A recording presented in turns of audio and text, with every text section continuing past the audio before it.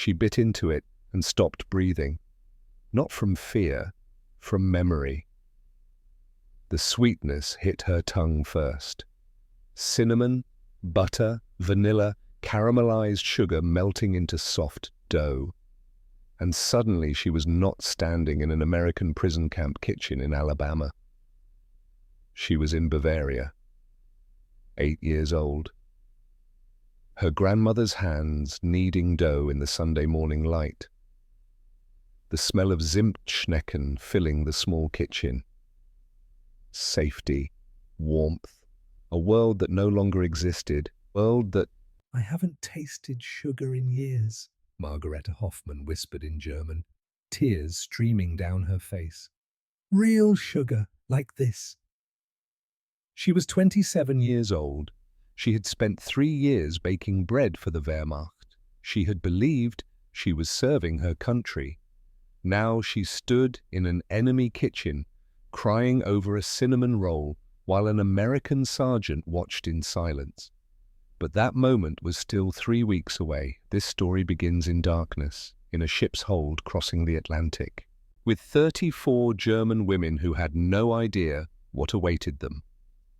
March 15th, 1945. The war in Europe was entering its final desperate weeks. The women crowded into the cargo hold of the transport ship did not know this yet. They knew only hunger, exhaustion, the bitter taste of defeat that no amount of seawater could wash away. The hold smelled of rust and diesel fuel and unwashed bodies. 34 women pressed together in a space designed for cargo, not humans. They sat on wooden benches bolted to the metal walls.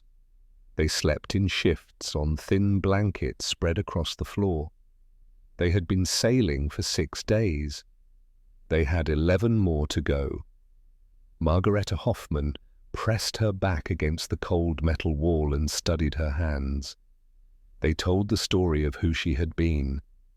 Baker's hands. Calloused palms from years of kneading dough. Fingertips roughened by contact with hot ovens. But now those hands were cracked, dry, the knuckles split and bleeding from months without proper care. She had not touched flour since October. She had not created anything since her unit was overrun near the Belgian border. 5'6", 98 pounds. She had weighed 132 pounds when the war began. 34 pounds had disappeared over 4 years. Not all at once, gradually, a pound here, 2 pounds there. The slow erosion of a body denied proper nutrition. Her uniform hung loose on her frame. Her cheekbones jutted sharp beneath skin that had lost its color. Her hair, once thick and brown, had thinned until she could see her scalp when she looked in the small mirror the guards allowed them.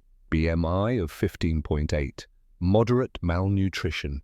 She did not know these clinical terms. She knew only that she was always cold, always tired, always hungry in a way that had become so constant she had forgotten what satisfaction felt like. Around her in the dim hold, the other women existed in various states of deterioration. Brigitte Lehrmann sat beside her on the bench. They called her Gitta.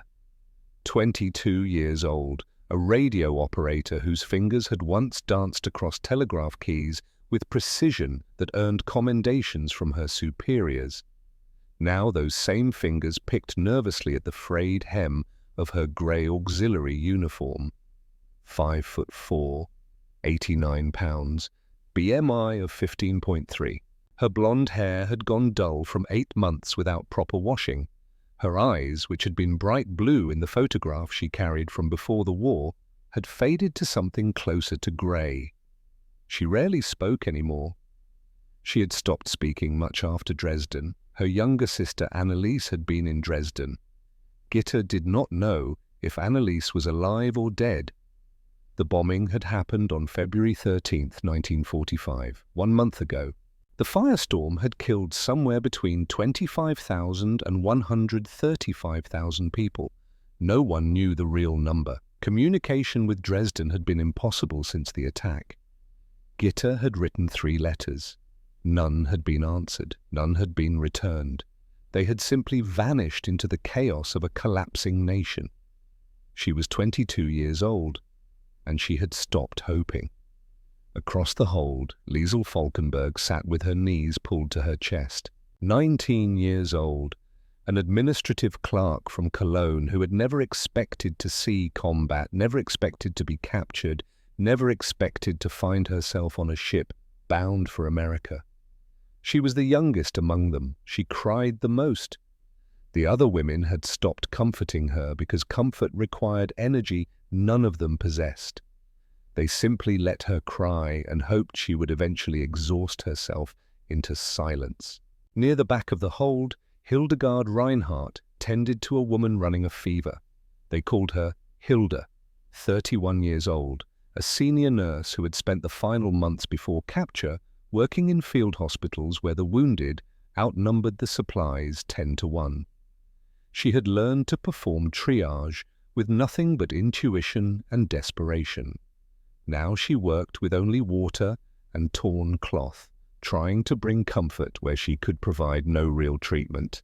And then there was Gerda Kettner, 31 years old, a supply officer who had managed logistics for units across occupied France. She sat apart from the others, her back rigid against the metal wall, her eyes fixed on some point in the middle distance that only she could see. She had been beautiful once, dark hair, strong features, the kind of presence that commanded attention when she entered a room. Now her beauty had hardened into something else. Her cheekbones were too sharp. Her eyes held a coldness that made the other women uncomfortable. In her pocket, she carried a letter. She had read it so many times the paper had worn thin at the creases. The words had blurred in places where her tears had fallen. But she had memorized every line long ago. The letter was from her husband, Werner. Hauptmann Werner Kettner. He had written it in January 1943 from somewhere outside Stalingrad. It was the last letter she ever received from him. "We will win," he had written, "for Germany, for our future, for the children we will have when this is over. I carry your photograph against my heart. I think of you every night before I sleep. We will win, my love. We must." Werner had died in the Soviet encirclement of Stalingrad. 91,000 German soldiers surrendered. Fewer than 6,000 would ever return home. Werner was not among them. Gerda had received the official notification in March 1943. 2 years ago, she had not cried. She had folded the notification and placed it in her desk drawer and returned to work. She had continued managing supply lines. She had continued serving the Reich. Because if she stopped, if she allowed herself to feel, she would have to acknowledge that Werner had died for nothing. She could not acknowledge that. Not yet. Perhaps not ever. The ship groaned as it crested another wave. The women swayed with the motion. Some had stopped eating because their stomachs could not handle the constant rolling. The rations provided by the American crew were minimal. 1,100 calories per day, enough to sustain life, not enough to restore health. According to records later preserved at the National Archives, German civilian rations had dropped from 2,000 calories in 1939 to 1,200 calories by late 1944 and as low as 800 calories in some regions by March 1945. Sugar had vanished entirely from civilian markets by mid-1942. Greta closed her eyes and tried to remember the last real meal she had eaten. Christmas, 1944. A military bakery in Liège. The commanding officer had somehow obtained a goose. The cooks had worked for 2 days preparing a feast for the staff. There had been roasted potatoes, braised cabbage, bread that Greta herself had baked, using the last of the white flour allocation before they switched entirely to the grey mixture that was 70% wheat and 30% sawdust. There had been no dessert, no sugar had been available since September. But someone had found honey, and they had drizzled it over slices of bread and pretended it was cake. That had been 3 months ago. Since then, meals had become increasingly sparse, increasingly desperate. By February, they were eating boiled turnips and black bread that crumbled in their hands. By March, even that had become scarce. And then the Americans had come. The capture had been almost anticlimactic. Their unit had been retreating through Belgium when they encountered an American patrol. There had been no dramatic standoff, no heroic resistance. The commanding officer had simply raised his hands and ordered everyone to do the same. They had been outnumbered, outgunned, out of options. The American soldiers had been young, younger than Greta expected. They had seemed almost embarrassed by their role as captors. They had not struck anyone, they had not shouted. They had simply processed the Germans with mechanical efficiency, collecting weapons and documents and personal items before loading everyone onto trucks. Greta had expected cruelty. She had been told her entire life what Americans were like: brutal, uncivilized, barely human. Goebbels had made sure every German understood that surrender meant torture, humiliation, death. But the American soldiers had given them water. They had allowed bathroom breaks during the long drive to the processing center.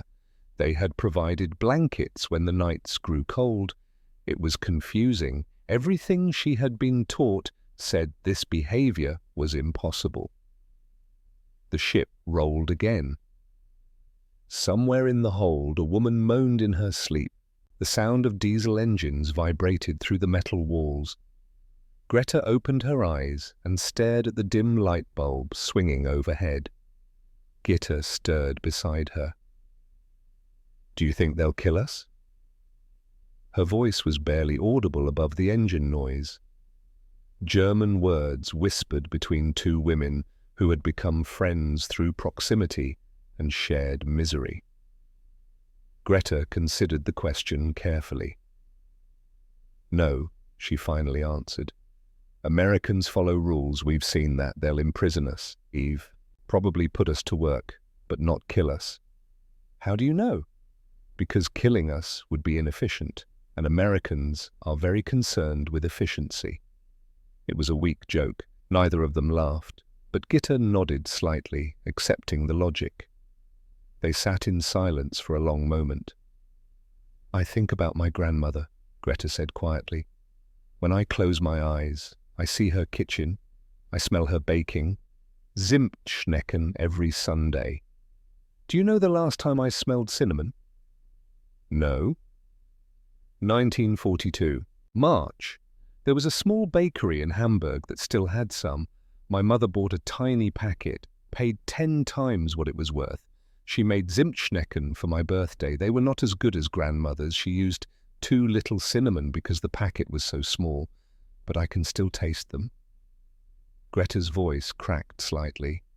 Grandmother died in October 1941, before the sugar disappeared, before the cinnamon disappeared, before everything disappeared. Sometimes I think she was lucky. She never saw what Germany became. Gitta did not respond. She did not need to. Both women understood what Germany had become: a nation eating itself alive, a nation sending its children to die in frozen fields while its cities burned. A nation that had promised glory and delivered only ash. Across the hold, Gerda Kettner watched them with cold eyes. She could hear their whispered conversation, their doubt, their weakness. It disgusted her. These women had sworn oaths to serve the Reich. They had worn the uniform, and now they whispered like frightened children, questioning everything they had believed. Werner had believed. Werner had died believing. If Greta and the others could not maintain faith, then Werner's death meant nothing. Gerda could not allow that. She would not allow that. She clutched the letter in her pocket and turned her face toward the wall. On the 10th day of the voyage, something happened that would change everything. It was late afternoon. The sea had calmed somewhat, and the women had gathered in small groups to eat their daily ration. Hard biscuits, a thin soup made from vegetables that had long since lost any nutritional value, a small portion of canned meat that tasted of salt and preservatives. Liesel Falkenberg had not been eating well. Her young body, still developing at 19, required more calories than she was receiving. She had been giving portions of her rations to Hilda's fever patient, believing she could survive on less. She could not. Without warning, Liesel's body seized. Her eyes rolled back. She collapsed sideways off the bench and began convulsing on the metal floor. Hilda moved immediately. 20 years of nursing experience kicked in before conscious thought. She knelt beside Liesel, turning the girl onto her side to prevent choking, checking her airway, timing the convulsion with a silent count. "Hypoglycemia," she announced to no one in particular. "Her blood sugar has crashed. She needs glucose. She needs sugar, now." The women looked at each other in helpless silence. Sugar. Where would they find sugar? They had not seen sugar in months, years, some of them. The rations provided nothing sweet. The kitchens had nothing sweet. Sugar had become a memory, a myth, something that existed only in stories told by older women who remembered life before the war. "Does anyone have anything?" Hilda's voice carried an edge of desperation she rarely showed. "Candy? Fruit? Anything with sugar?" Silence. Liesel's convulsion continued. Her body jerked and twisted. Foam appeared at the corners of her mouth. She was 19 years old, and she was dying on the floor of an enemy ship because no one had sugar. A voice cut through the silence. American English. "Here." The women turned. An American soldier stood at the entrance to the hold, young, perhaps 23. He had been assigned to guard duty to ensure the prisoners caused no trouble during the crossing. He had spent 10 days watching these women slowly deteriorate. He had said nothing, done nothing, just watched. Now he stepped forward and held out something in his hand. A Hershey's chocolate bar, standard military issue, part of every American soldier's personal ration. "Give it to her," he said. "Quick!" Hilda did not hesitate. She snatched the chocolate from his hand, broke off a piece, and pressed it against Liesel's lips. As the convulsion subsided, she gently worked the chocolate into the girl's mouth, letting it melt on her tongue, allowing the sugar to absorb directly into her bloodstream. Minutes passed, the longest minutes any of them could remember. And then Liesel's eyes fluttered open. She was disoriented, confused, but alive. The chocolate had pulled her back from the edge. Hilda looked up at the American soldier. He had already turned away, already walking back toward his post. He did not wait for thanks, did not acknowledge what he had done, simply returned to his duty as if nothing had happened. But something had happened. Greta sat frozen on her bench, staring at the American soldiers retreating back. He had given his chocolate to a German prisoner, his personal ration, the one sweet thing soldiers carried with them through the misery of war. He had given it without hesitation, without expectation of reward, without anything except the simple human impulse to prevent another human from dying. Everything Greta had been taught said this was impossible. Americans were supposed to be monsters. They were supposed to be cruel. They were supposed to view Germans as subhuman, the same way Germans had been taught to view Americans. That was how war worked. You dehumanized your enemy so you could kill them without guilt. But this soldier had not seen Liesel as an enemy.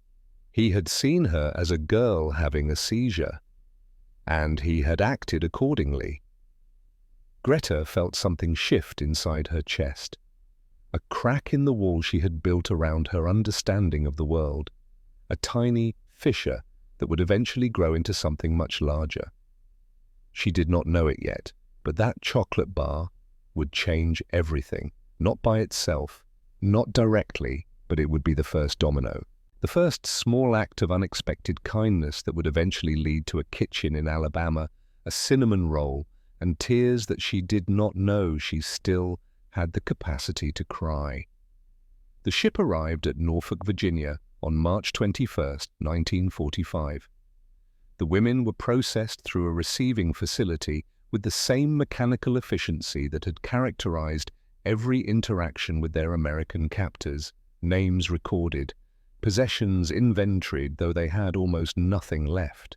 Medical examinations conducted by tired doctors who spoke no German and relied on hand gestures and simple English words. Weight, 98 pounds, blood pressure, low, nutritional status, deficient, recommended action, increased caloric intake, vitamin supplementation, monitoring for refeeding syndrome. Greta understood none of these medical terms. She understood only that the American doctor who examined her had gentle hands and tired eyes, and that he had paused when he saw her cracked baker's hands, turning them over with something that looked almost like recognition. "Baker?" he asked through the interpreter. "Yes," Greta answered. 3 years, military bakeries." The doctor nodded and made a note on his chart. Greta did not know what he had written. She did not know that this simple notation would eventually reach Camp Aliceville and influence decisions that would shape the rest of her life. From Norfolk, the women were loaded onto transport trucks. Canvas covered, no windows, they could not see the America they were traveling through. They could only sense it through sound and motion, the rumble of engines, the honking of horns, the voices of Americans going about their daily lives, unaware that a truck full of German prisoners was passing through their towns. The journey took 2 days. They stopped twice at military installations for food and bathroom breaks. The food was substantial, more substantial than anything Greta had eaten in months. Sandwiches with actual meat, apples that were fresh, not wrinkled from months of storage, milk that was cold and white and tasted nothing like the watered-down greyish liquid they had received in Germany. She ate slowly. She remembered Hilda's warning about overwhelming stomachs that had become accustomed to deprivation. She forced herself to chew each bite 20 times, forced herself to stop when her stomach began to protest, even though her mind screamed for more. Gitta did not have the same discipline. She ate too fast on the first stop and spent the night vomiting in the corner of the truck. Hilda tended to her with the patience of someone who had seen much worse. On March 23, 1945, the transport trucks rumbled through the gates of Camp Aliceville, Alabama. Greta glimpsed pine trees through a gap in the canvas covering, green branches heavy with morning dew. After weeks at sea and days traveling across unfamiliar landscape, the sight of trees felt almost dreamlike, something normal in a world that had become unrecognizable. The camp sat in rural Alabama, far from any major city. When the guards ordered the women out of the trucks in heavily accented German, Greta's first impression was of space, so much space. The camp stretched across cleared land with neat rows of wooden barracks, administrative buildings, guard towers, tall wire fences that somehow seemed less oppressive than the cramped ship's hold they had left behind. The sky was enormous, blue and cloudless. Birds sang in the pine trees that surrounded the facility. It looked nothing like what she had imagined a prison camp would look like. She had expected grey concrete, barbed wire, guard dogs, the kind of brutal efficiency she had seen in German military installations. Instead, she saw wooden buildings with painted trim, grass growing between the barracks. American soldiers walking without urgency, some of them carrying coffee cups, one of them reading a newspaper as he strolled toward an administrative building. There were other prisoners already in the camp. Men, thousands of them, from what Greta could see. German soldiers in faded uniforms working in organized groups, moving between buildings with the resigned efficiency of people who had accepted their circumstances. None of them looked starving, none of them looked beaten. They looked tired, yes, defeated, but not destroyed. Captain Virginia Ashworth stood waiting as the German women assembled in uneven lines. She was perhaps 40 years old, Steel-grey hair pinned severely beneath her officer's cap, eyes that missed nothing. Her uniform was crisp, her bearing military, but something in her expression suggested more complexity than simple authority. There was weariness there, and something that might have been grief, carefully controlled, but not entirely hidden. "Welcome to Camp Aliceville," she said in clear English, waiting as a male interpreter translated each sentence into German. "You will be housed in barracks C and D. You will follow all regulations. You will maintain discipline. You will conduct yourselves appropriately." She paused, letting the words sink in. "In return, you will be treated in accordance with the Geneva Convention. You will receive adequate food, medical care, and shelter. You will have opportunities to work, to correspond with family through the Red Cross, and to maintain your dignity as prisoners of war." Adequate food. The words hung in the air. Greta felt them land in her empty stomach like stones dropping into still water. She could not remember the last time she had eaten anything that could be described as adequate. The ship rations had been minimal. Before that, the final months in Germany had been a slow descent into starvation. Supply lines had collapsed, infrastructure had crumbled, the Reich's promises of victory had dissolved into the reality of defeat. The Geneva Convention of 1929, Article 11, required that prisoner rations be equivalent in quantity and quality to those of the detaining army's own troops. American soldiers received 3,200 to 3,500 calories daily. Prisoners at Camp Aliceville would receive 2,800 to 3,000. Not charity. Procedure. Law. The women were processed through intake procedures with bureaucratic efficiency that Greta was beginning to recognize as characteristically American. Names recorded in triplicate. Possessions inventoried, though they had almost nothing left. Photographs taken. Fingerprints pressed into ink and then onto cards. Medical examinations were conducted by a tired-looking doctor named Edward Calloway. He was perhaps 45, with greying hair and the methodical movements of someone who had performed these examinations hundreds of times. His nurse translated his questions into German. His hands were gentle when he examined each woman, checking lymph nodes, listening to heartbeats, making notes about conditions that months of deprivation had created. He examined Greta last. "Height?" he asked through the interpreter. 5 feet 6 inches. "Weight?" He gestured toward a scale. Greta stepped on. The needle settled. 98 pounds, the nurse recorded. Dr. Calloway frowned. He made a notation. BMI 15.8. Moderate malnutrition. Vitamin deficiencies probable. B12. D. Recommended treatment. Graduated caloric increase. Week 1 through 2, 1,500 calories. Week 3 through 4, 1,800 calories. Week 5 onward, 2,200 calories. Weight gain target 2 pounds per week maximum. Faster risked refeeding syndrome, which could be fatal. He examined her hands carefully, turning them over, studying the cracks and calluses that marked her as a manual worker. "Baker," he said, not a question. "Yes," Greta answered through the interpreter. 3 years, military bakeries. The doctor nodded, making another note on his chart. He looked at her for a long moment, as if seeing something beyond her physical condition. Then he moved on to complete the examination. He handed her a card with instructions that the interpreter translated. She would receive vitamin tablets daily. She would report to the infirmary weekly for weight checks. She would eat everything provided at meals, even if she did not feel hungry. "Your stomach has shrunk," the interpreter explained. "You must eat small amounts frequently.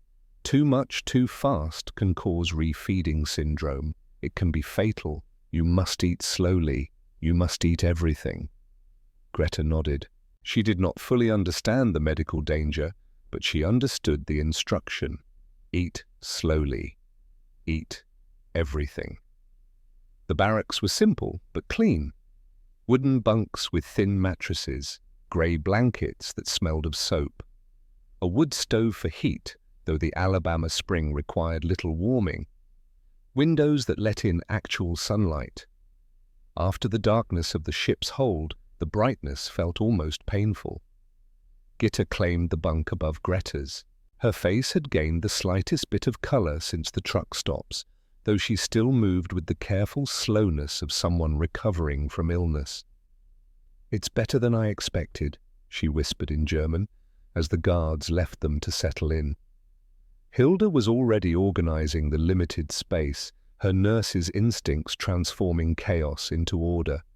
"Don't get comfortable," she said. We don't know what work they'll assign us. We don't know how long we'll be here. We don't know anything." Liesel sat on her bunk, still looking lost. The chocolate had saved her life, but it had not restored her spirit. She stared at the wooden floor with eyes that seemed to see something far away. And Gerda Kettner chose the bunk furthest from the others. She sat with her back straight, her face expressionless, her hand resting on the pocket where Werner's letter waited. She had spoken almost nothing since the ship. She had watched the Americans with cold assessment. She had accepted no help and offered none. She was watching Greta now. Watching how Greta looked around the barracks with something that might have been relief. Watching how Greta touched the clean blanket with something that might have been gratitude. Watching how Greta seemed to be accepting this captivity with something that might have been surrender. Gerda did not speak, but her eyes promised future confrontation. That first evening in Camp Aliceville, the 34 German women gathered in the barracks' common area as Captain Ashworth addressed them again. She spoke more slowly this time, allowing the interpreter to convey not just words, but meaning. Her voice carried the authority of command, but also something else. Something that might have been respect for the women she was addressing, even though they were enemies. "You are here because you served military functions for an enemy nation," she began. "You are nurses, radio operators, clerks, supply officers. You supported the German war effort. That is why you were captured. That is why you are prisoners." She paused, letting the words settle. "But you are also here because the United States believes in the lawful treatment of prisoners. The Geneva Convention is not optional, it is not negotiable. It is the law that governs how we treat those we have defeated in war." Her voice hardened slightly. "You will work. You will contribute to this camp's operation. Some of you have skills that are needed here. Others will perform basic labor. All of you will follow orders and maintain discipline." She paused again. "In exchange, you will be fed according to military standards. You will receive medical care when needed. You will be housed in appropriate conditions. You will be allowed to write and receive letters through the Red Cross. You will be treated as prisoners of war, not as criminals." Greta listened carefully, watching the captain's face as much as hearing her words. There was grief there, hidden but present. The way her eyes flickered when she mentioned the law, the way her jaw tightened when she spoke of defeat. Later, Greta would learn that Captain Ashworth's husband had died at Normandy, June 1944. He had been among the first wave on Omaha Beach. He had not made it past the waterline. Virginia Ashworth had received the telegram on their 10th wedding anniversary. She could have hated Germans. She had every reason to hate Germans, but she had chosen instead to uphold the standards her husband had died defending. The rules of war, the Geneva Convention, the belief that civilization meant treating enemies with humanity even when they did not deserve it. She did not know if the German women deserved humanity, but she would provide it anyway, because that was what America was supposed to stand for, because that was what her husband had believed. After the speech, the women were led to the mess hall for their first American meal. The building was large, functional. Rows of long tables with benches. American kitchen workers moved behind serving counters, dispensing food with mechanical efficiency. The smell hit Greta before she reached the counter. Meat, actual meat, not the horseflesh or mystery proteins that had become standard in Germany. Potatoes, vegetables, fresh bread. Her stomach cramped with anticipation. Metal trays were distributed. The women moved through the serving line. American workers filled their trays without comment, their faces neutral but not hostile. Greta stared at her tray in disbelief. Beef stew, real beef, identifiable chunks of meat in rich gravy, mashed potatoes with visible butter melting on top, green beans from a can, but abundant. White bread, soft and light, nothing like the dense dark loaves she had baked for years. A glass of milk, white and cold. She estimated the calories, 1,800, on a single tray, more than she had eaten in 3 days during the final weeks in Germany. Around her, other women stared at their trays with similar disbelief. Liesel began to cry quietly. Even Hilda seemed momentarily overwhelmed, her professional composure cracking at the sight of actual food in actual abundance. "Eat," Hilda commanded softly, recovering herself. "Slowly. Your stomachs aren't used to this. Small bites. Chew thoroughly. Stop if you feel full, even if the tray isn't empty. You can eat more later. But slowly now. Slowly." Greta took a small bite of the mashed potatoes. The butter, the salt, the creamy texture. It hit her tongue like a memory from another lifetime. She had to close her eyes against the sudden emotion that threatened to overwhelm her. This was enemy food, served by enemy hands in an enemy country, but it was given freely, without cruelty, without the starvation rations that had made every meal a reminder of defeat. Gerda Kettner sat at the far end of the table, eating methodically. Her face betrayed nothing. She did not cry. She did not express relief. She simply consumed the food with the same cold efficiency she brought to everything. But Greta noticed that Gerda cleaned her tray completely. Every last bite, every last drop of gravy. Even Gerda Kettner, who believed the Americans were monsters, could not resist the pull of adequate food. That night, lying in her bunk, Greta stared at the wooden ceiling and felt something she had not felt in years. Full. Her stomach felt strange, not uncomfortable but unfamiliar. When had she last felt full? She could not remember. The sensation was so foreign that it almost frightened her. Gitta whispered from above, "Greta, are you awake?" "Yes." "What do you think America will be like beyond this camp?" Greta considered the question. She thought about the trees she had glimpsed from the truck, the enormous sky, the casual abundance she had witnessed in the mess hall. "I don't know," she finally answered, "but I think it's different from what we were told." "The soldier on the ship, the one who gave Liesel the chocolate, do you think about him?" "Yes." "Why do you think he did it?" Greta had been asking herself the same question for days. "I don't know, maybe he simply didn't want to watch someone die. Maybe that's all it was.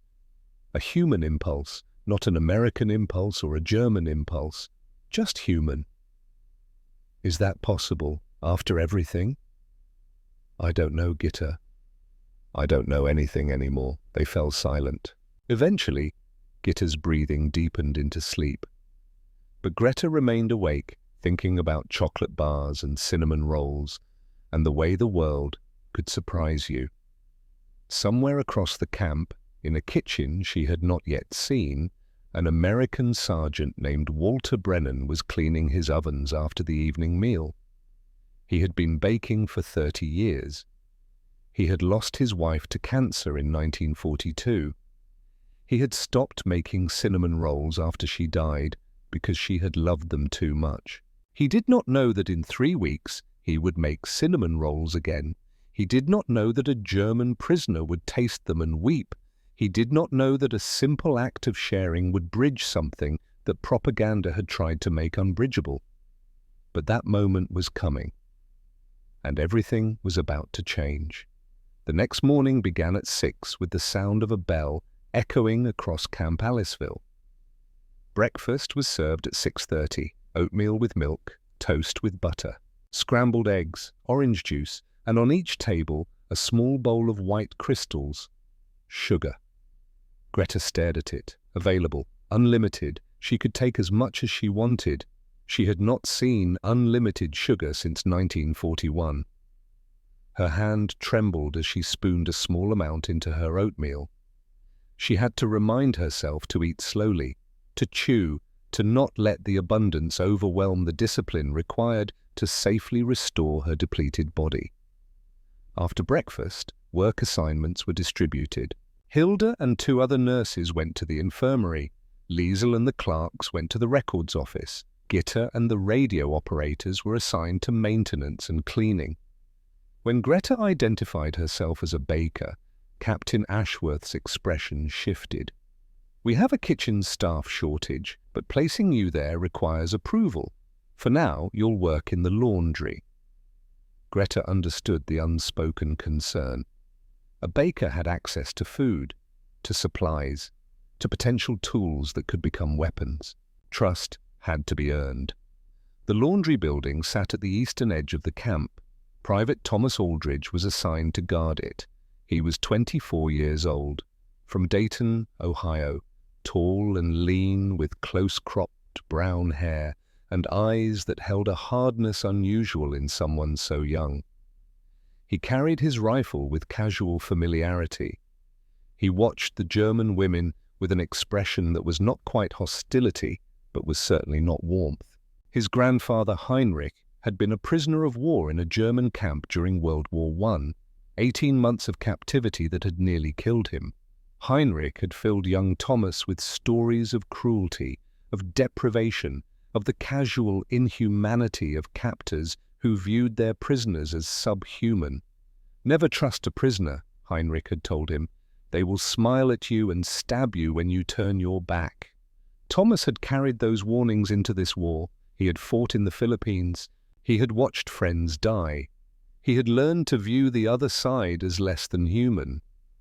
Now he guarded German women who folded laundry and said, "Thank you," in careful English. It was confusing. During lunch break one day, Greta said those 2 words to Corporal Daniel Whitmore, the 26-year-old translator who had studied German at Princeton before the war.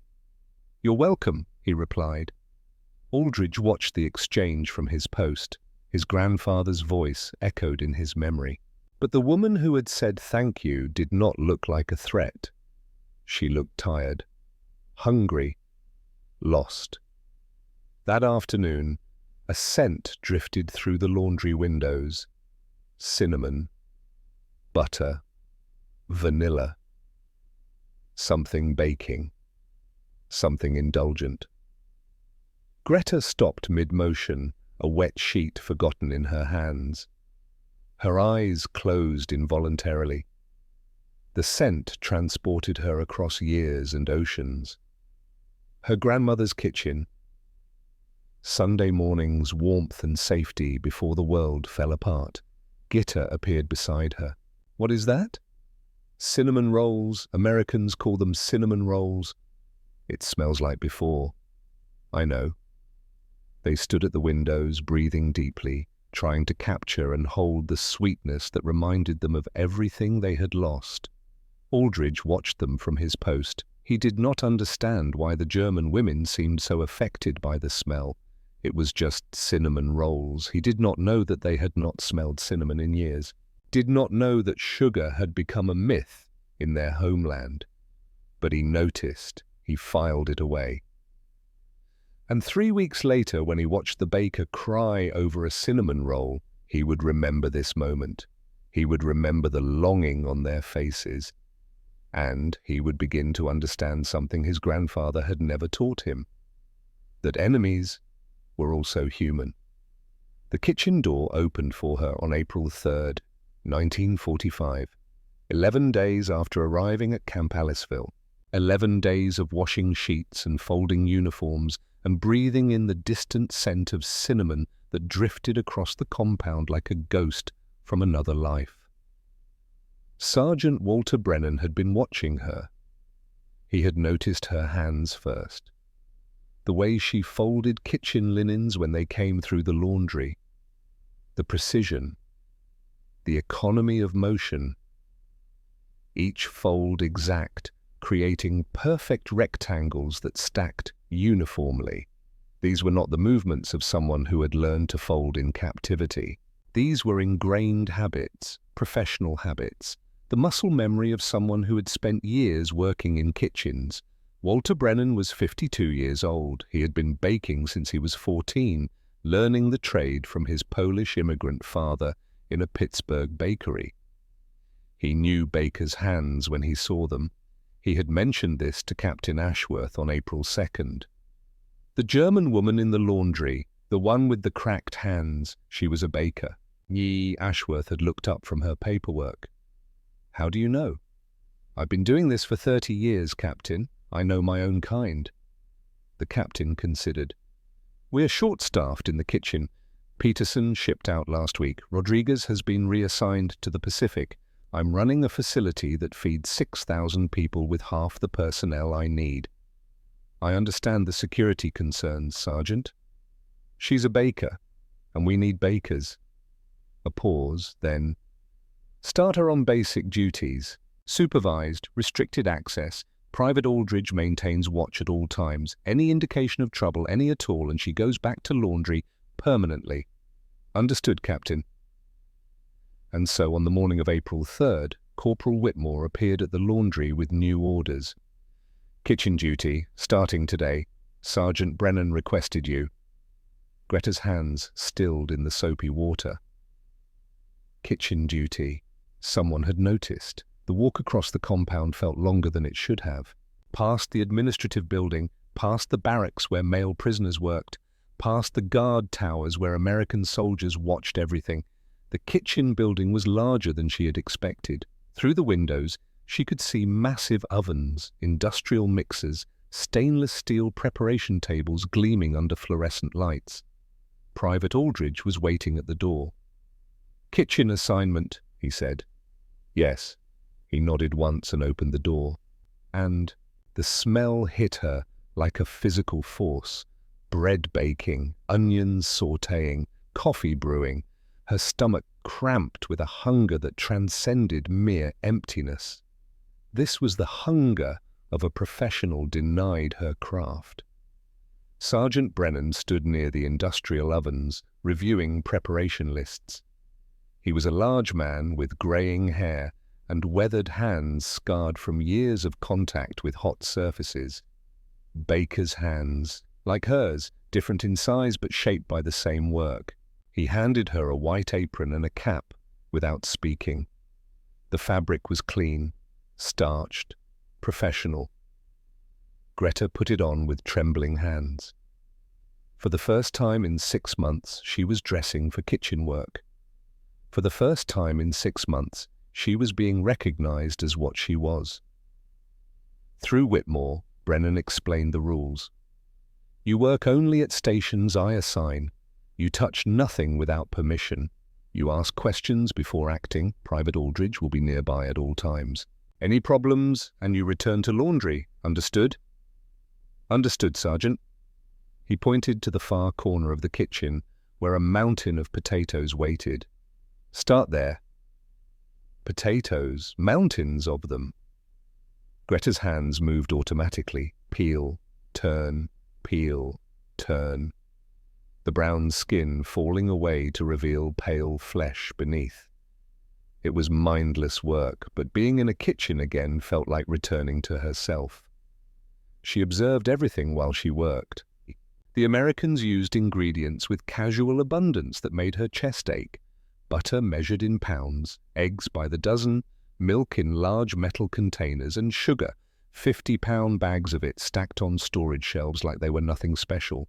Camp Aliceville's kitchen served 6,000 people daily. It required 4,500 pounds of meat per week, 2,000 loaves of bread per day, 800 gallons of milk per week. The logistics were staggering, and here was sugar, piled high when Germany had none. Brennan worked with practiced efficiency. He moved between stations, adjusting seasonings, checking temperatures, correcting techniques with brief words. His movements were economical, precise, confident. She watched him knead bread dough during a quiet moment. His technique was different from German methods, more aggressive. He used the heel of his palm to push the dough away, then folded it back, rotated it, repeated. He caught her watching. Their eyes met across the kitchen. Two bakers recognizing each other across the divide of war. Then Brennan nodded slightly and returned to his work. The days developed a rhythm. Greta arrived at 5:30 each morning. She peeled potatoes, washed dishes, scrubbed preparation surfaces. She did whatever Brennan assigned, never reaching beyond her designated tasks. Slowly, the restrictions eased. Day 3, chopping vegetables. Day 5, assisting with bread shaping. Day 7, mixing biscuit dough alone. Whitmore had become more than a translator. He talked with her during breaks, sharing stories about his life before the war. He had studied German literature at Princeton, Goethe, Schiller. "I still love the language," he told her one afternoon. "The precision of it. I studied it because I thought it was beautiful. I still think it's beautiful, even now." "Language is not responsible for what people do with it," Greta said. "German did not cause the war. Germans caused the war. The language just carried the orders." Whitmore nodded slowly. "That's a distinction most people don't make." Aldridge watched these exchanges with growing discomfort. His grandfather's warnings echoed in his memory. Never trust a prisoner. But Hoffman did not scheme or plot. She simply worked. And she said thank you every time, for the translation, for the instruction, for the opportunity. His grandfather had never mentioned enemies who said thank you. One afternoon, Aldridge approached her station during a quiet moment. "Meine Großmutter," he said haltingly. "My grandmother. Sie war Deutsche." Greta looked up, startled to hear German from this stern guard. His pronunciation was terrible, but he was trying. "Your grandmother was German?" He nodded stiffly.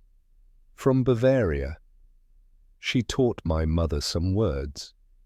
My mother taught me, before my grandfather forbade it." "Your grandfather forbade German in your home?" "He was a prisoner. In the First War, German camp. He hated everything German after that." Aldridge paused. "But my grandmother's strudel, he never hated that." It was the most he had ever said to her. And it was about food, about a grandmother, about the complicated ways that hatred and love could exist in the same family. Greta did not know what to say, so she simply nodded. Aldridge returned to his post without another word. But something had shifted between them. In the barracks, tensions were rising. Gerda Kettner had been watching Greta's kitchen assignment with cold fury. On the 8th night, she struck. The women had gathered in the common area. Some were writing letters, others simply sat, exhausted. Gerda stood abruptly. "Look at her," she said, pointing at Greta. "Look at our baker, our collaborator." The word hung in the air like smoke. "I am not a collaborator," Greta said quietly. "I am a prisoner who has been assigned work. Work in their kitchen, baking their bread, feeding their soldiers while Germany starves. Germany was starving before I was captured. My work changes nothing." Gerda's eyes narrowed. "Your work changes you. I see how you look at them, how you smile at that corporal, how you study their sergeant like a disciple studying a master. He is a master. I can recognize skill regardless of nationality. You can recognize an opportunity to betray everything you swore to uphold." Gitta stepped forward, positioning herself between them. "She's surviving. We're all surviving. That's not betrayal. Some prisoners maintain their dignity, their loyalty." Gerda's voice dropped to a whisper. My Werner died believing in Germany.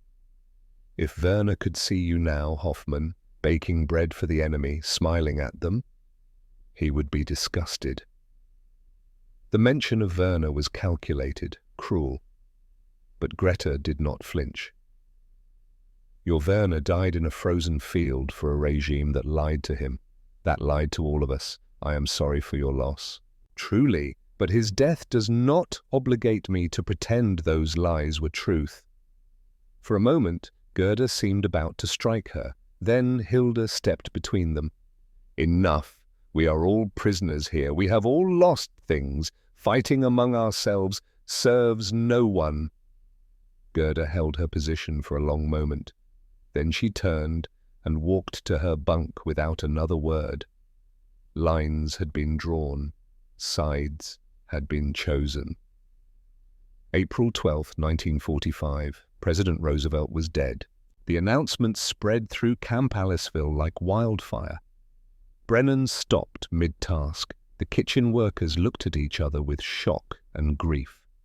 Roosevelt had been president for 12 years, a constant in American life. And now he was gone. Greta watched the Americans process their grief. Brennan stepped away from his station and stood at the window, looking at nothing. His massive shoulders sagged. My wife voted for him 4 times, he said to no one. Whitmore translated quietly. She believed in him, said he was going to fix everything. She died before she could see if she was right. His wife, the one who had died of cancer in 1942. Aldridge stood at his post, his expression carefully neutral. But his grip on his rifle had tightened. His eyes were bright with something quickly suppressed. That evening, the camp held an impromptu memorial. The flag was lowered to half-staff. Someone played taps on a bugle. The German prisoners watched from their barracks windows. Gerda watched with cold satisfaction. The enemy's leader was dead. But Greta watched with recognition. She saw Brennan standing at attention, his face carved from stone. She saw Aldridge with his hand over his heart. She saw Whitmore wiping his eyes. These were not monsters. These were men mourning the leader they had loved. The cracks in her worldview widened further. April 15th, 1945. 3 weeks since arrival, 12 days in the kitchen. And the day everything changed. Brennan had been preparing for the officers' weekly breakfast.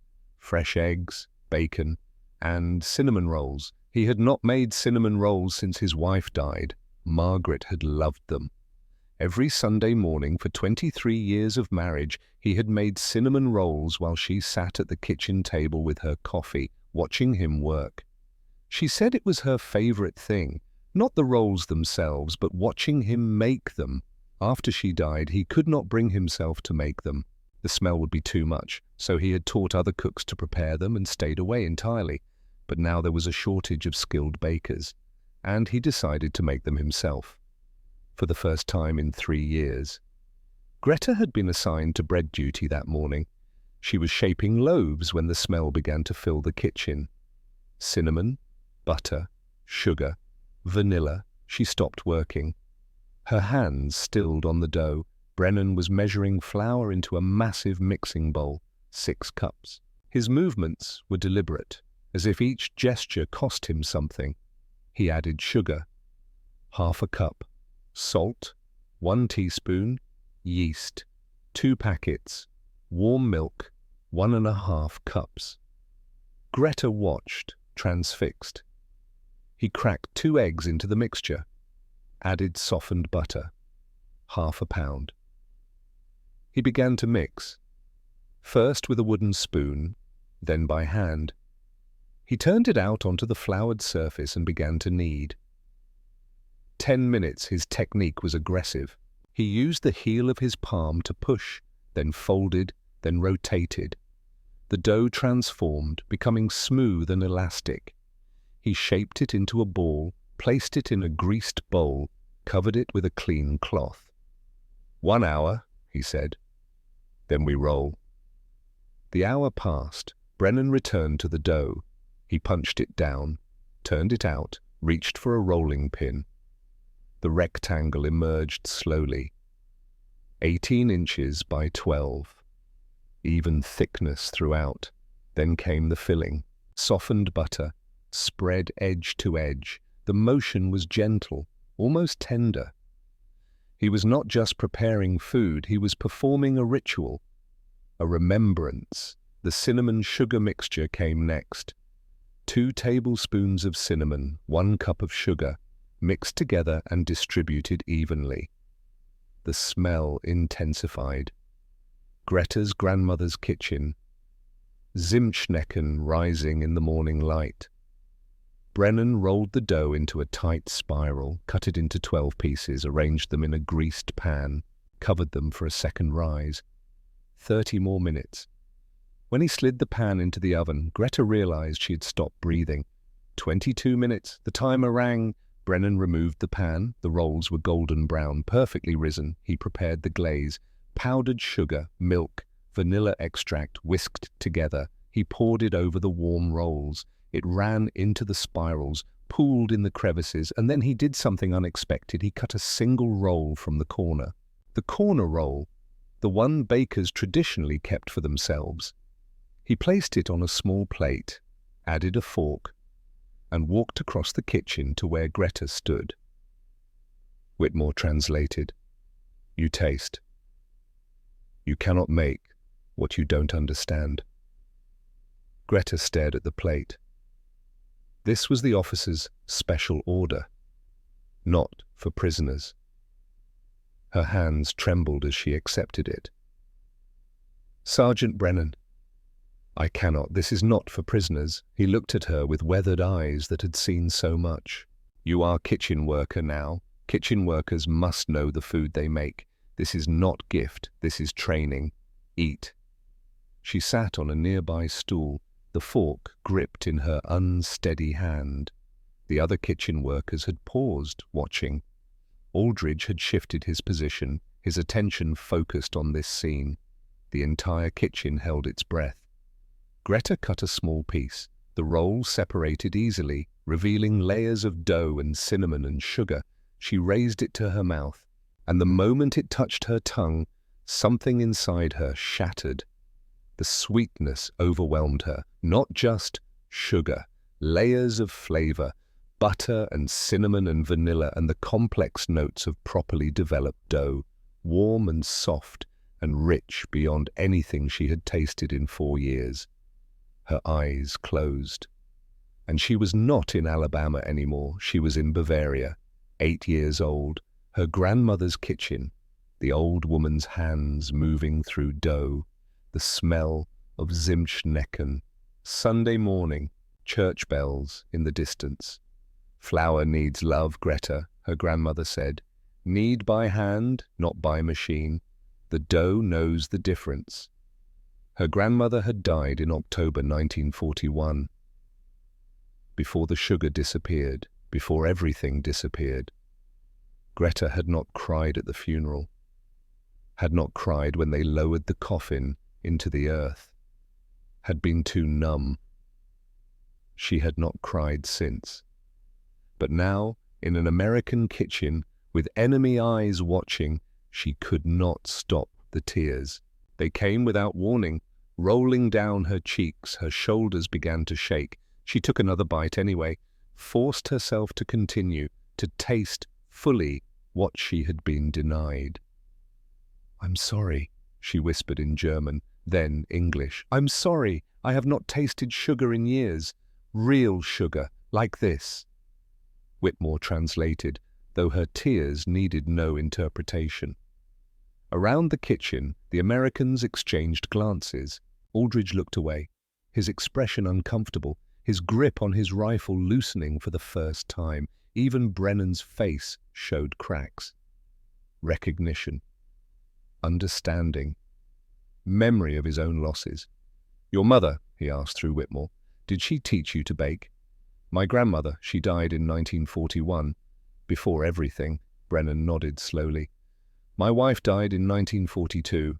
cancer. She loved cinnamon rolls. I haven't made them since she passed. Until today.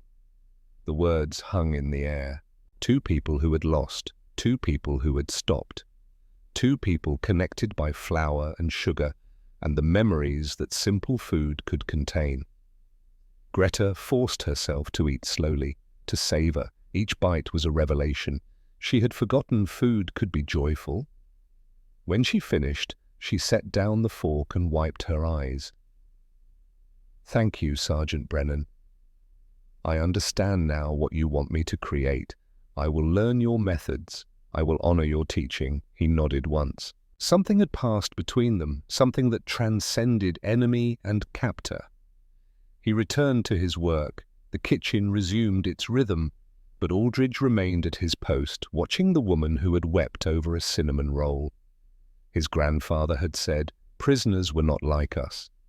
But she had cried the way his mother cried when she talked about her own grandmother. His grandfather had been wrong. 3 days later, the news arrived from Germany. Mrs. Eleanor Sinclair, the Red Cross volunteer, appeared at the barracks with a bundle of letters. She was 62 years old, with white hair and gentle eyes. She had been doing this work for 8 months. She knew which letters carried good news and which carried bad. Greta's letter was thin, worn, the handwriting careful. She waited until evening to open it. The letter was from her sister, Emma, dated February the 15th, 1945. "Dear Greta, I don't know how to begin." I don't know if you're alive to receive this. Her hands began to tremble. "Mother is gone. The bombing raid on January 17th. Hamburg is destroyed. Our street is a crater. I found her 3 days later, under the rubble of our kitchen. She was holding the family photograph, the one from before the war. She held it until the end." The words blurred. "Sophie and I survived because we were in the countryside looking for potatoes. We came back to nothing, just smoke and ruins." Her mother. The woman who had supported her decision to join the auxiliary corps, who had written letters every week until the postal system collapsed, dead, buried under rubble, holding a photograph. "Don't come home, sister. There is no home left. Stay wherever you are. Live. That's all any of us can do now." She folded the letter, placed it in her pocket, did not speak. Gitta found her an hour later, sitting outside the barracks, staring at the Alabama stars. "Your mother?" "Yes. I'm sorry, Greta." "She was holding our photograph. Emma said she was holding it when they found her." Gitta sat beside her. They did not speak. "The stars here are so bright," Greta finally said. "In Hamburg the sky was always red. From the fires, I had forgotten what stars looked like." They sat until the guards sent them back inside. The next morning, Greta reported to the kitchen as usual. Her face was pale, her eyes red, but her hands were steady as she tied her apron. Brennan noticed immediately. He said nothing at first. Let her work. Let her hands move through the familiar motions. But during a quiet moment, he approached her station. "Bad news," he said through Whitmore. "My mother, January, Hamburg." Brennan nodded slowly. "War takes everything from everyone. German, American, doesn't matter. We all lose people we love." He paused. "Your mother would want you to keep living, keep working. Honor her by surviving well." The simple words broke something open. She nodded, unable to speak, and returned to her dough with tears streaming down her face, but her hands moved correctly. Working through grief was something she understood. Aldridge watched from his post. He thought about his own grandmother, who had died the year before. He thought about how loss looked the same, regardless of the flag you served under. His grandfather's voice had grown quieter in his memory. May 1st, 1945. The inspection committee was coming. Word had spread through Camp Aliceville 3 days earlier. 3 colonels from regional command, 2 War Department officials. They would evaluate everything. Sergeant Brennan had received specific instructions. The inspection committee would be served a demonstration meal. roasted chicken, mashed potatoes, green beans, fresh bread, and cinnamon rolls for dessert. 48 cinnamon rolls. Brennan looked at Greta when he received the order. "You make them. 48 rolls. Perfect. I will supervise, but your hands will do the work." Greta understood what this meant. This was performance under scrutiny. Success could mean continued trust. Failure could mean return to laundry. She spent 2 days practicing. Small batches, perfecting technique. Brennan watched critically, adjusting her methods. More butter in the filling, roll tighter, space them closer. On the third practice day, she produced a batch that made him pause. He examined them carefully, tested the texture, checked the browning, tasted a corner piece. Finally, he nodded. "Good, you make them this way for the inspection." The night before, Greta could not sleep. Gitta whispered from above. "Nervous?" "Terrified. Everything I've earned depends on those rolls being perfect." "They will be. You're the best baker I've ever known." "I'm the only baker you've ever known." "That doesn't make it less true." Despite her anxiety, Greta smiled. At 2 o'clock in the morning, someone else was awake. Gerda Kettner moved through darkness with careful precision. She had studied the guard rotation. She knew the gaps. The kitchen was unlocked. Camp security focused on preventing escape, not protecting baking supplies. She stood in the darkness, letting her eyes adjust. Moonlight illuminated stainless steel surfaces. She had not planned this, not consciously. She had simply found herself awake, thinking about Greta and the inspection and everything that woman represented. Collaboration, betrayal, the abandonment of everything they had sworn. Werner had died believing. And now this baker was going to impress American officials with cinnamon rolls. Gerda found the preparation station where Greta had arranged her ingredients. Sugar in a sealed container, pre-portioned. She picked up the container of salt. It was heavy in her hands. She opened the sugar container. The white crystals gleamed. She began to pour.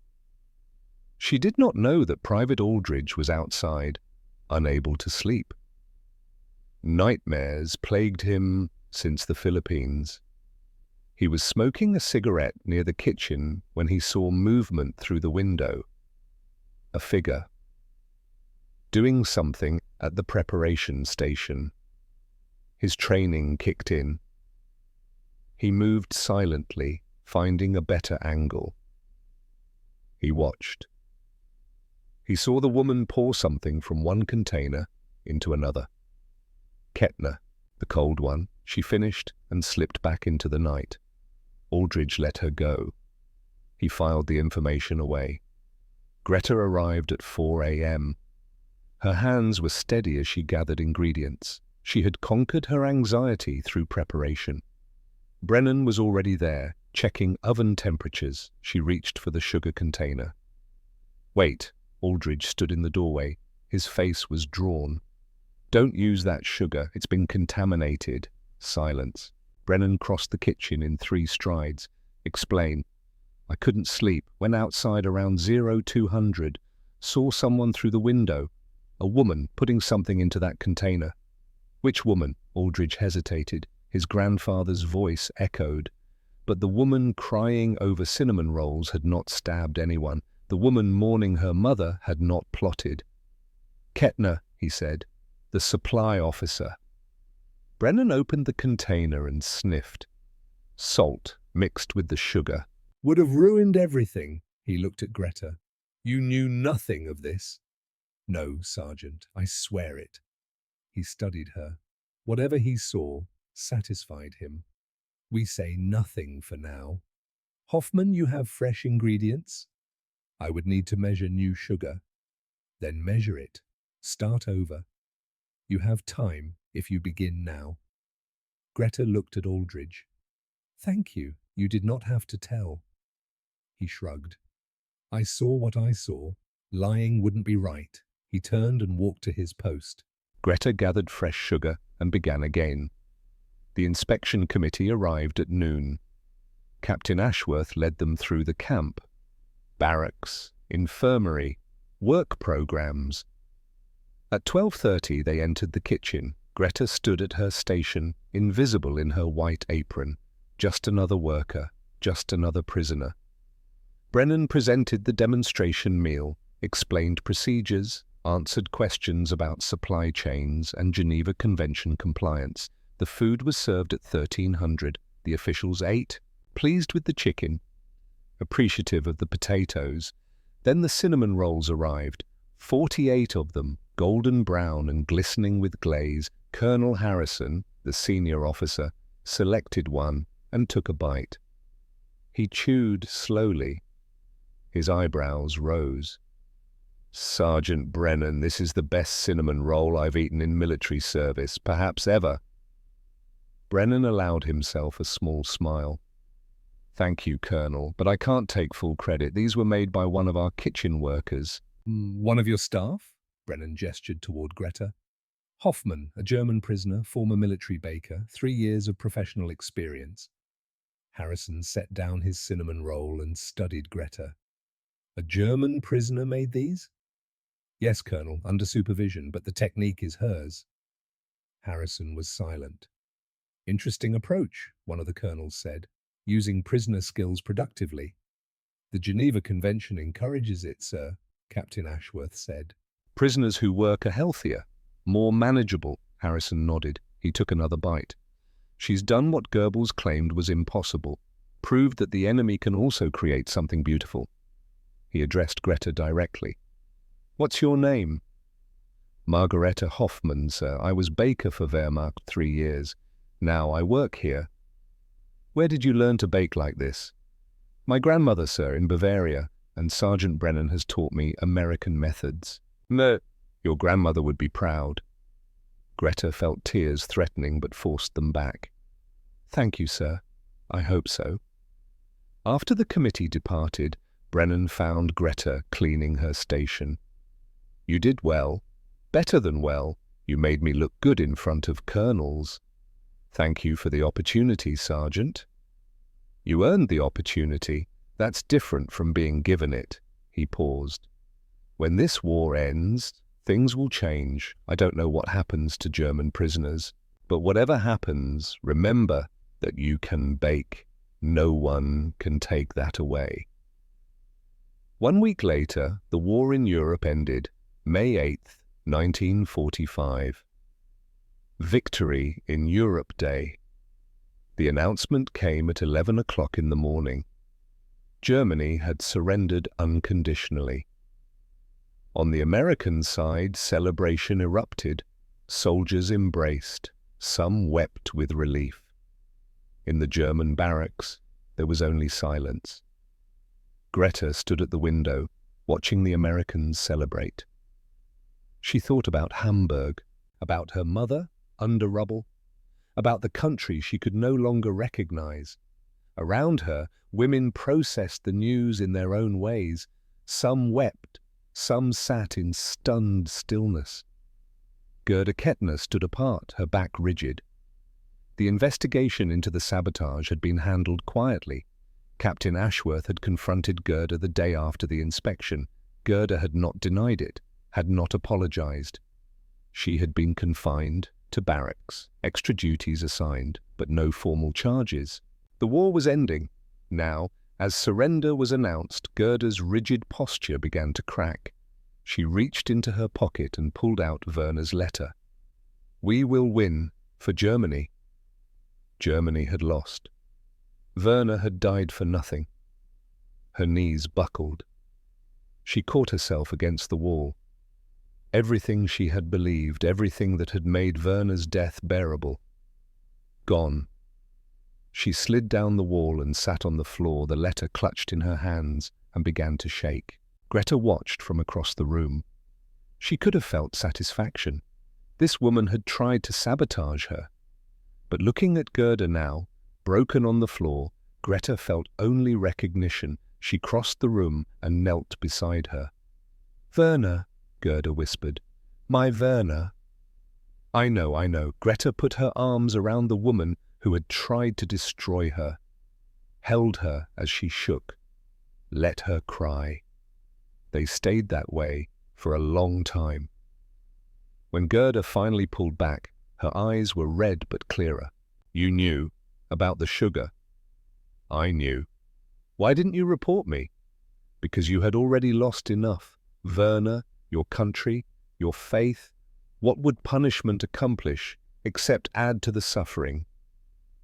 Gerda stared at her. I don't understand you, Hoffman. I tried to ruin you and you repay me with mercy. Not mercy, recognition. We are all broken in different ways. Punishment wouldn't heal you, perhaps compassion might. Gerda did not respond. But the cold hatred that had defined her began to thaw.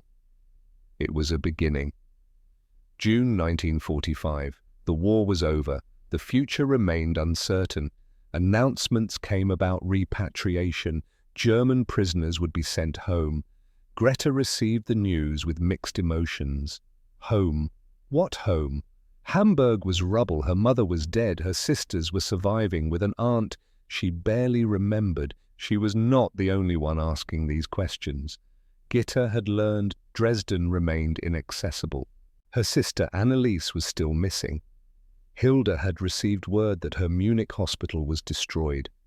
Liesel had no family left at all. One evening, 9 women gathered in the barracks. Greta had called the meeting. We need to talk about what happens next. What's there to talk about? They'll ship us home. But what is home now? Gitta said. Ruins? Starvation? Silence. What if we didn't go back? Liesel said quietly. What if we asked to stay? The idea hung in the air. Stay in America? As what? Refugees. Displaced persons. There are laws. They would never allow it. We're Germans. We were the enemy. The war is over. Greta thought about Brennan, Whitmore, Aldridge. Some of these Americans have shown us that they see us as people. We can ask. The worst they can do is say no. Together they composed a letter to Captain Ashworth. The captain received them the following day. She listened as Greta presented their case. 9 women, no families, skills that could contribute, a desire to build new lives. When Greta finished, Ashworth was silent. This is unprecedented. I'm not certain it's legally possible. We understand, Captain, but we had to ask. Why would you want to stay?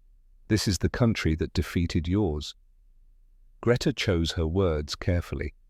With respect, Captain, Germany defeated itself. We were taught that Americans were monsters.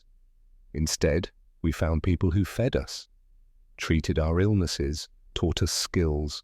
She paused. I learned something in your kitchen. Sergeant Brennan lost his wife. He stopped making her favorite food because the memory was too painful. Then he made it anyway, and he shared it with me. An enemy prisoner. He didn't have to do that. He did it because he saw me as a person. Ashworth's expression softened. We discovered that everything we were taught was wrong. We cannot go back to Germany and pretend otherwise. We can only go forward, and forward means staying here. Da, the captain was quiet. I'll forward your request through proper channels. I make no promises. This will require approvals far above my authority. We understand. Thank you for trying. The bureaucratic process moved slowly through summer 1945. Letters were written, forms were filed, officials debated. Meanwhile, Greta kept working in the kitchen. Her skills had become essential. Her English improved steadily. Whitmore gave her books to read. Aldridge had changed too. The rigid tension had softened. One afternoon, he approached her station. I told my mother about you, he said, in my last letter, about the cinnamon rolls, about how you cried. Greta looked up, surprised. She wrote back that I should remember that moment, that when I'm old and wondering what the war meant, I should remember the woman who cried over sugar. Because that's what war really costs. Not just lives, sweetness, the simple things that make life worth living. Your mother sounds wise. She is. She also said that if my grandfather couldn't forgive Germans, I could forgive him for that. But I didn't have to carry his hatred for him. He paused. I'm not carrying it anymore. The day the repatriation trucks came, Gerda Kettner found Greta outside the barracks. She held a folded piece of paper, worn at the edges. "This is my mother-in-law's recipe," Gerda said. "Apple pie, Werner's favorite. He used to say no one made it like his mother." Greta took the paper. "Why are you giving this to me?" "Because you didn't report me, because you held me when I fell, because you showed me there was another way to survive." The truck horn sounded. "I was wrong about you, Hoffman. I was wrong about many things. Perhaps that's what losing teaches us, how much we never really knew." She climbed into the truck without looking back. Greta stood, holding the recipe, watching until the truck disappeared. She never saw Gerda again. But she kept that recipe for 50 years, next to Brennan's cinnamon roll recipe. 2 gifts from 2 different people, both teaching her about forgiveness. September 1945. The letter arrived from Washington. Captain Ashworth called the 9 women to her office. "Your request has been reviewed at multiple levels. It went to the War Department, caused quite a bit of discussion." The women waited. "There's no established framework for what you're asking. The Geneva Convention covers treatment and repatriation, not what happens when prisoners don't want to be repatriated." She paused. "However, a provision has been found. Displaced persons, people who cannot return due to conditions there. Given the destruction in Germany, given that several of you have no surviving family, you have been classified as potential displaced persons." Greta's heart pounded. "You will not be forcibly repatriated. You will remain while your cases are processed. You will need sponsors, American citizens willing to take responsibility. You will need employment. You will need to demonstrate that you can contribute." She set down the paper. "This is not a guarantee. It's an opportunity to prove you deserve it." Gitta gripped Greta's hand. "Thank you, Captain. I supported it because it was right. My husband died at Normandy, believing America stood for something, that people could become more than what their circumstances made them. If I refuse that to others, I betray what he died for." The sponsors came from unexpected places. Sergeant Brennan was first. "She's the best baker I've trained in 30 years. I'm retiring next year, going back to Pennsylvania. There's a bakery that needs help. She can work for me." Private Aldridge came next. His request was for Gitta. "I'm going home to Ohio. My mother runs a boarding house. She needs help. And my grandfather was wrong about prisoners. I want to prove it." Mrs. Sinclair sponsored Liesel. Dr. Calloway sponsored Hilda. One by one, the 9 women found their paths. July 1946. As the final paperwork was processed, a ceremony was held. Nothing official, just a gathering in the mess hall. Captain Ashworth presented each woman with a letter confirming their status as legal residents. Brennan had made cinnamon rolls.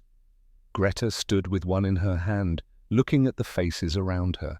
Americans who had started as captors and become something closer to family. German women who had started as enemies.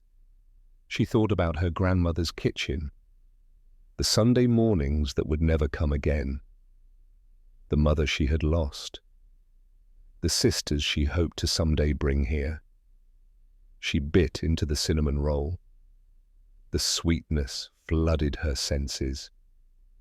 Everything she had lost and everything she had found. But this time she did not cry. This time she smiled. 1970, Philadelphia. The bell above the door chimed as a customer entered Greta's bakery. The shop was small, corner of Chestnut Street, a modest storefront with hand-painted lettering. German rye, American cinnamon rolls, honest bread since 1946.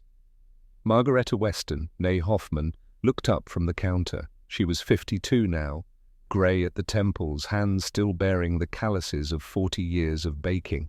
She had married Harold Weston in 1952, an accountant, a quiet man who loved her bread. They had 2 daughters, Emma, named for her sister, Helena, named for Hilda. Sergeant Walter Brennan had died in 1968, 75 years old, peacefully in his sleep. He had left her his entire collection of recipe books, 47 volumes. For the most honest baker I ever knew, his will had said. She had cried when she read those words. Gitta had married Thomas Aldridge in 1949. The man who had once gripped his rifle whenever prisoners passed had become the man who held her hand at their wedding in a small Ohio church. His grandfather, Heinrich, had refused to attend, had died 2 years later, still bitter. But Thomas understood, and Gitta understood, and their 3 children grew up speaking English and German, knowing that enemies could become family when both sides chose love over hatred. They visited Greta twice a year, Memorial Day and Christmas. 2 women who had survived together. They never spoke much about those days. They simply sat, drank coffee, and watched their children play. Hilda had become chief surgical nurse at Johns Hopkins, never married. "I married my work," she said. Liesel had become a librarian in Boston, had eventually found and married a German-American professor who helped her make peace with her past. In 1972, a letter had arrived from Munich. Gerda had written it 2 weeks before she died of a heart attack. "I have thought about you every day since Alabama, not because you forgave me for the salt, but because you held me when I collapsed. No one forced you to do that." The letter continued. "I remarried in 1952, a widower with 2 stepchildren. We opened a small bakery in Munich. I learned to bake again, not as well as you, but well enough. I learned to find joy in flour and sugar again. I want you to know that Werner's mother's apple pie recipe found a home. I made it every year on Werner's birthday, and every year I thought of you, and I was grateful. The lesson I tried to teach my stepchildren was this: sometimes the enemy is just someone in pain. Sometimes mercy is the only medicine that works." Enclosed was a photograph. Gerda, standing in front of a small bakery, smiling, holding a tray of apple pies. She had baked again after all. The customer who entered now was young, perhaps 20, blonde hair, German accent. "1 cinnamon roll, please." Greta selected the best one, placed it in a paper bag. The girl opened it right there, took a bite. Her eyes widened. "This is wonderful. It tastes like my grandmother used to make, in Bavaria." "Bavaria," Greta repeated. "I'm from Bavaria, originally." "Really? Where?" "A small village. You wouldn't know it." The girl nodded. "The cinnamon is perfect." "How do you get it so right?" Greta smiled. "It's an old recipe, from someone who believed that flour needs love, that you must knead by hand, not by machine, that the dough knows the difference." The girl laughed. "That sounds like something my grandmother would say." "Perhaps all grandmothers know the same secrets." The customer left. Greta watched her go. A young German woman in America, free, unburdened by history, able to taste a cinnamon roll and think only of her grandmother's kitchen. It was what all the struggle had been for, so that someday young people could taste sweetness without tasting sorrow. Greta returned to her work, but first she allowed herself a moment. She thought about the ship's hold, the first meal at Camp Aliceville, Brennan's hands kneading dough, Aldridge overcoming his grandfather's hatred, Gerda giving her the apple pie recipe. She thought about the first cinnamon roll, the one that had broken her open, the one that had tasted like her grandmother's kitchen. She thought about all the years since, the citizenship ceremony in 1952, the day Sophie finally joined her in Philadelphia, the daughters she had raised to know both languages, both histories. She had built a life from ruins, planted seeds in ash and watched them grow. On the wall behind the counter hung 2 framed recipes: Brennan's cinnamon rolls, Gerda's apple pie, side by side. American and German, captor and enemy, teacher and saboteur, both had given her something precious. Both had taught her about forgiveness. The bell chimed again. More customers. The morning rush. Greta tied her apron and returned to work. Outside, Philadelphia moved through its ordinary day. Inside, a woman who had once been an enemy stood in her own bakery, creating something beautiful from flour and butter and love. The dough knew the difference. It always had.